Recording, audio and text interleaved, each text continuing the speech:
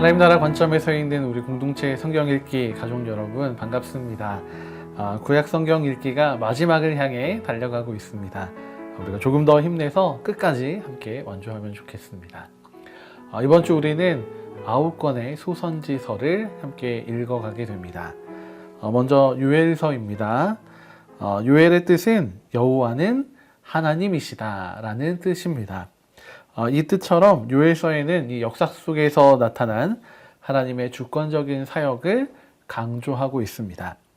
특별히 하나님께서 다스리시는 이 자연의 또 그 자연의 재해를 통해서 장차 임하게 될 하나님의 심판과 경고를 이야기합니다. 특별히 하나님의 심판이 임하는 여호와의 날에는 하나님을 거역한 악인들이 멸망하게 됩니다. 그러나 여호와의 날에는 이렇게 심판만 있는 것이 아닙니다. 심판 후에는 하나님의 용서와 구원이 펼쳐지게 됩니다. 이어서 우리는 아모스 말씀을 함께 읽게 됩니다. 아모스 1장과 2장에서 이스라엘 주변의 8개의 나라에 대한 경고를 우리가 보게 됩니다. 3장부터 7장에는 이스라엘 내부에 있는 문제와 죄를 지적합니다. 당시는 여로보암 2세가 다스리던 시기로 이 솔로몬 이후로 가장 부유한 시기를 보내게 됩니다. 그러나 이 시기는 영적으로 또 사회적으로 가장 타락했던 시기이기도 합니다. 아모스가 지적하는 이스라엘의 죄는 가난한 자들을 억압하고 불공정한 재판을 일삼으며 또 호화스러운 삶을 살고 불공정한 거래를 하는 것입니다. 도덕성이 결여된 믿음은 사회를 더욱 부패하게 만듭니다. 하나님께서는 이렇게 부패해버린 이스라엘을 심판하시고자 하십니다. 이어지는 8장과 9장에서는 이스라엘의 미래 회복의 소망을 주십니다. 오바댜 말씀이 있습니다. 오바댜는 에돔의 멸망에 대한 예언이 담겨 있습니다. 에돔은 에서의 후손들이라서 이스라엘, 유다와는 형제의 나라였지만 오랜 시간 그 원수지간의 역사를 가지고 있고 또 적대적인 관계에 있는 나라입니다. 오히려 유다의 멸망의 위기에는 바벨론이라는 약탈자의 편에 가담하게 됩니다. 실제 예루살렘 침공 때에는 그저 방관하며 예루살렘의 멸망을 기뻐합니다. 하나님께서는 이러한 에돔의 태도를 보시고 오바댜를 통해 멸망을 선포하십니다. 우리는 또 요나서를 읽게 됩니다. 이스라엘이 하나님 나라의 제사장으로 부르심을 받았다라는 것은 하나님의 구원의 사역에 쓰임을 받게 되었다는 것을 의미합니다. 요나 역시 하나님의 구원의 사역으로 부르심을 받아 아수르의 수도 니느웨로 가서 복음을 전하라는 명령을 받게 됩니다. 그러나 요나는 이 적대적인 관계에 있는 아수르를 향한 그 구원의 사역에 불만을 표합니다. 그래서 니느웨 대신 다시스로 가는 배를 타게 됩니다. 그 배는 폭풍우를 만나게 되고 요나는 제물이 되어 바다에 던져집니다. 이후 큰 물고기의 뱃속에서 기도하며 하나님의 뜻을 받아들이게 됩니다. 그러나 여전히 불평하며 그는 하나님 앞에 서 있습니다.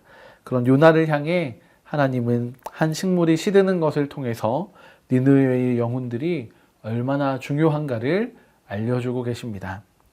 우리를 하나님 나라의 제사장으로 부르신 그 자리들을 다시 한번 확인하는 은혜가 있기를 소망합니다. 이어지는 미가의 말씀이 있습니다. 하나님은 미가 선지자를 통해서 부패한 지도자들에게 하나님의 공의로운 심판을 일깨워주고 또 백성들에게는 하나님의 구원의 소망을 심어주십니다. 힘을 가진 자들은 그 힘을 사용하려고 합니다. 그리스도인들의 힘은 연약한 사람을 도우며 하나님의 사랑을 실천하는 데 사용해야 합니다. 그러나 유다의 힘 있는 사람들은 남의 재산과 땅을 탐내며 불법을 저지르고 있습니다. 이렇게 그들이 가야 할 길을 잃어버린 유다 백성들을 향한 하나님의 질책이 담겨 있는 미가서의 말씀입니다. 미가서 6장 8절은 이렇게 이야기합니다. 사람아, 주께서 선한 것이 무엇임을 내게 보이셨나니 여호와께서 내게 구하시는 것은 오직 정의를 행하며 인자를 사랑하며 겸손하게 내 하나님과 함께 행하는 것이 아니냐. 아멘. 하나님께서 원하시는 것은 이런 외식적인 예배가 아닙니다. 하나님 나라의 백성들이 깨끗한 심령으로 또 겸손과 순종의 삶을 살기를 원하시는 것입니다. 우리는 또 나훔의 말씀을 읽게 됩니다. 나훔서는 아수르의 수도 니느웨의 멸망을 예언한 책입니다. 실제 아수르는 나훔의 예언이 있은 후에 약 18년이 지나 BC 612년에 메대와 바벨론에 의해 완전히 멸망하게 됩니다. 니느웨에 임할 하나님의 심판 약 100년 전에는 요나를 통해 니느웨에 회개가 선포됩니다. 그들은 회개함으로써 하나님의 심판을 면했습니다. 하지만 그렇다고 그들의 삶이 바뀌지는 않았습니다. 여전히 죄의 길을 걷고 여전히 포악한 삶을 살았습니다. 회개는 한 번 고백하는 것으로 끝이 아닙니다. 진정한 회개는 삶으로 변화가 나타나야 합니다. 회개는 하였지만 삶이 변화되지 않는 아수르의 반복되는 죄로 인해서 하나님께서는 나훔 선지자를 통해 하나님의 진노의 심판을 선포하셨습니다. 하박국의 말씀입니다. 하박국은 선하고 결백한 자는 고난을 당하고 또 악한 사람은 형통하는 이 현실에 대해서 고민하며 기도합니다. 그런 하박국의 기도에 하나님께서는 바벨론을 사용하셔서 곧 벌을 내리실 것이라고 답하십니다. 그리고 말씀하십니다. 의인은 그 믿음으로 말미암아 살리라. 아멘. 의인은 어떤 경우에도 하나님의 처분을 신뢰하며 믿음으로 화평을 누리는 자입니다. 의인은 비록 그렇지 않을지라도 그 믿음이 변하지 않는 자임을 기억하시기 바랍니다. 이어지는 스바냐의 말씀입니다. 스바냐는 유다왕 요시야 시대에 활동했던 선지자입니다. 당시의 우상 숭배로 인한 혼합주의와 또 사회의 부정의에 대해서 스바냐는 하나님의 심판의 날을 선언합니다. 그는 그 날을 주의 날이라고 이야기합니다. 그날은 유다뿐 아니라 이방 나라들도 두려워해야 할 날입니다. 오직 그날에는 섞이지 않고 구별된 사람들만이 남게 될 것입니다. 남은 그들에게 하나님께서는 아낌없이 자비를 베풀어 주실 것입니다. 그래서 주의 날은 심판의 날이자 구원의 날이 됩니다. 학개의 말씀입니다.